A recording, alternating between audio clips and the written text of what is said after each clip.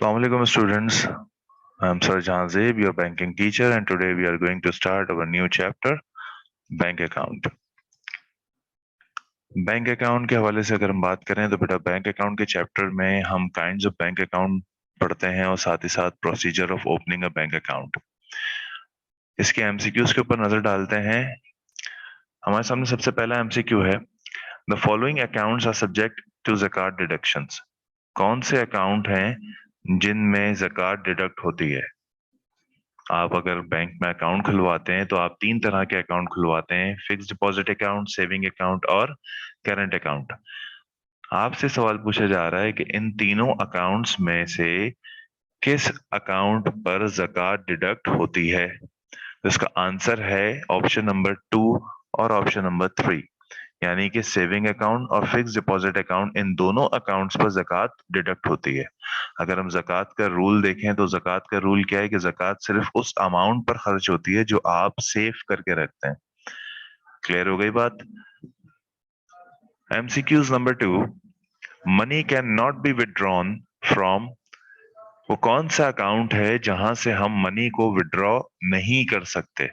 तो वो कौन सा अकाउंट है? Fix deposit account. ये बात भी वाज़ेह है कि फिक्स डिपॉजिट अकाउंट में आप एक फिक्स पीरियड ऑफ टाइम के लिए अपना अमाउंट बैंक के अंदर सेव कर देते हैं। सेविंग अकाउंट आपको वीक में 2 मरतबा अलाउ करता है विड्रॉ करने का, और करंट अकाउंट में से आपका जब दिल चाहे आप पैसे अपने विड्रॉ कर सकते हैं। MCQs number 3, the highest rate of interest is enjoyed in. कौन से interest, highest rate of interest हम किस अकाउंट पर एंजॉय कर सकते हैं? तो उसका आंसर है फिक्स डिपॉजिट अकाउंट। इसका आंसर क्या है? Fix deposit account. Interest rate का क्या रूल है? द जितना ज्यादा टाइम के लिए हम अपना पैसा बैंक में सेव करवाएंगे, हमें उतना ज्यादा पैसा जो है वो इंटरेस्ट के तौर पे मिलेगा। यानी कि अगर हम करंट अकाउंट की बात करें तो हम डेली बेसिस पे विड्रॉ कर सकते हैं, सेविंग अकाउंट की बात करें तो हम वीक में 2 मरतबा विड्रॉ कर सकते हैं पैसे।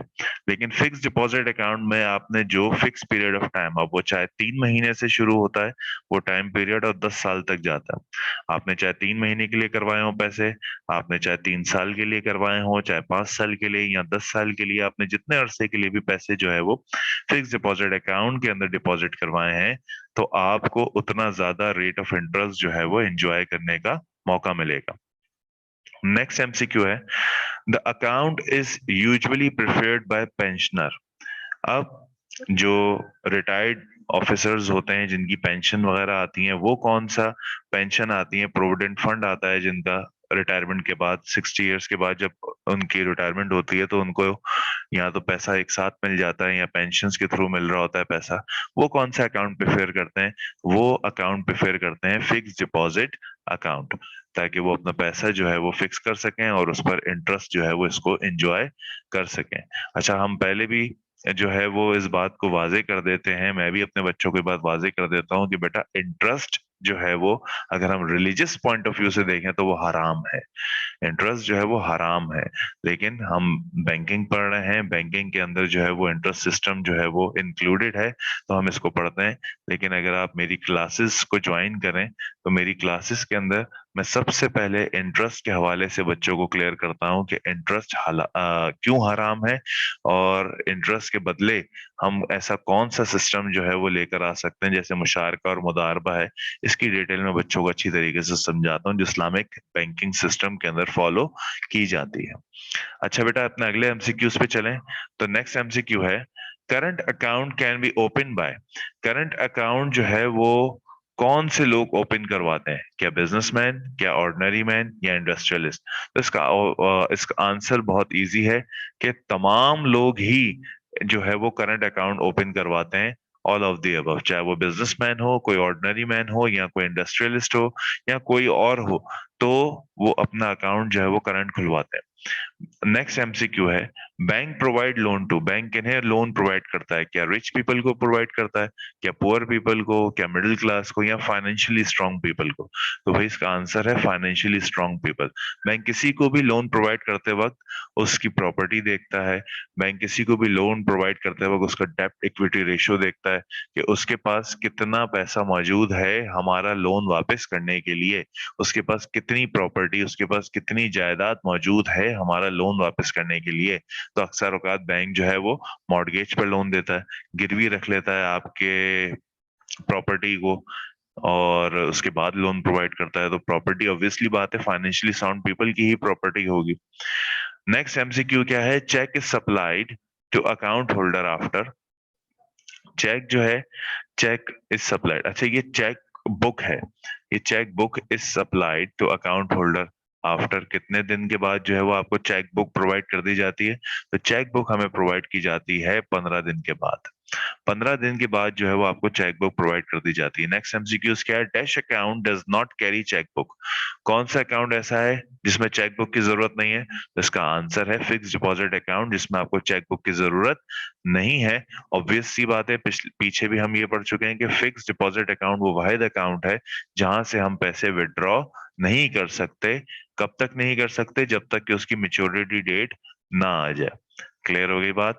नेक्स्ट एमसीक्यू है हमारे पास, ATM card will be issued after, ATM card कितने अरसे बाद इशू हो जाता है? तो एटीएम कार्ड भी 2 हफ्ते बाद जो है वो बैंक इशू करता है, और चेक बुक के साथ आपको एटीएम भी प्रोवाइड कर देता है। नंबर 10 है, dash is used to deposit money, pay in slip, आपकी जो पे इन स्लिप है वो आप यूज करते हैं बैंक में अपना पैसा डिपॉजिट करने के लिए। आप जब बैंक के किसी भी ब्रांच में जाएं अपना पैसा डिपॉजिट करने के लिए, तो आप जब कैश काउंटर पे जाएंगे तो कैश काउंटर वाला आपसे कहेगा कि जाएं पहले आप पे इन स्लिप आप भर के दें, जिसको हम डिपॉजिट स्लिप भी कहते हैं।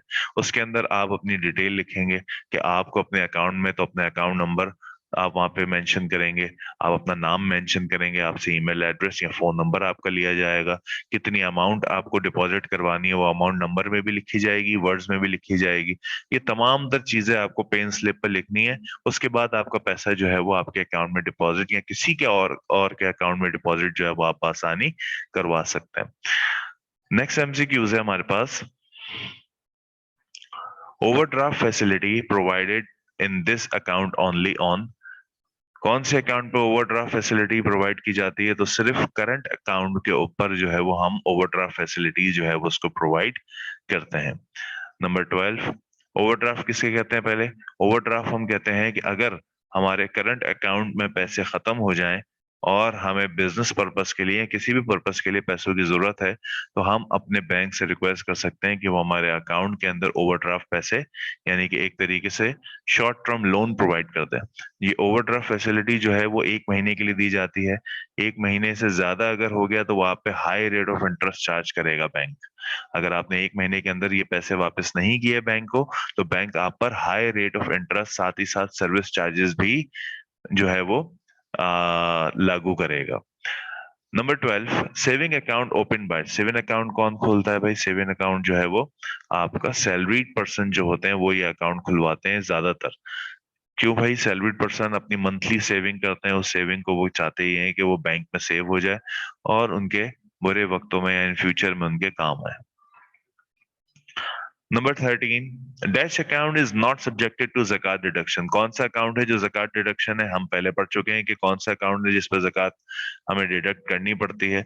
और यहाँ पर ये सवाल, यहाँ पर आपसे एमसीक्यूज में पूछा जा रहा है वो कौन सा अकाउंट है जिस अकाउंट पर जक़ात डिडक्ट नहीं होती? तो ऑब्वियस सी बात है वो करंट अकाउंट है जिस पर जक़ात डिडक्ट नहीं होती। क्यों? क्योंकि करंट अकाउंट के अंदर हमारा पैसा सेफ नहीं रहता, हम डेली बेसिस पर विड्रॉल करते हैं। नेक्स्ट एमसीक्यू है, money can be withdraw twice in a week from, वो कौन सा अकाउंट है जहां पर हम वीक में 2 मरतबा अपने पैसे विड्रॉ कर सकते हैं? तो वो सेविंग अकाउंट है, ये मैं पहले आप लोगों को बता चुका हूं। सेविंग अकाउंट में हम वीक में 2 मरतबा पैसे जो है वो विड्रॉल कर सकते हैं, जिसकी मैक्सिमम लिमिट 15,000 रुपए। ठीक है बेटा, तो उम्मीद करता हूं आप तमाम बच्चों के एमसीक्यू समझ में आए होंगे। इंशाल्लाह अगले एमसीक्यूज में आप लोगों से फिर मुलाकात होती है नेक्स्ट चैप्टर में। तब तक के लिए अल्लाह हाफिज।